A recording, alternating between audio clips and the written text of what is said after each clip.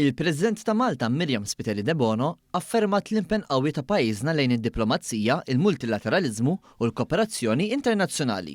Dan waqt l-awguri tagħha fil-bidu tas-sena ġdida hekk kif indirizzat lill membri tal-korp diplomatiku.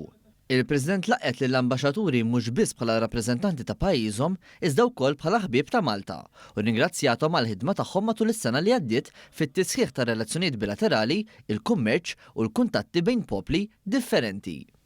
Il-President irriflettiet ukoll fuq il-progress li għamlet Malta mill-indipendenza l-hawn u saħqet kif il-pajjiż inbidel f'ekonomija reżiljenti u diversifikata li llum għandha ekonomija b'saħħitha.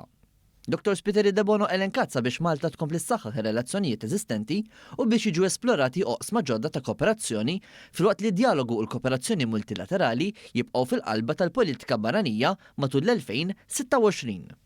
Fuq il-livell internazzjonali, il-President enfasizzat ir-rwol attiv ta' Malta fil-fora multilaterali, inkluż il-Presidenza Maltija tal-Kumitat tal-Ministri tal-Kunsill tal-Ewropa is-sena l-oħra li tat priorità lil parteċipazzjoni taż-żgħażagħ, il-protezzjoni tat-tfal, l-ugwaljanza u d-drittijiet tal-bniedem. Fl-istess okkażjoni, tkellem in-Nunzju Apostoliku Savio Hontajfaj li huwa wkoll id-dekan tal-Korp Diplomatiku Malti.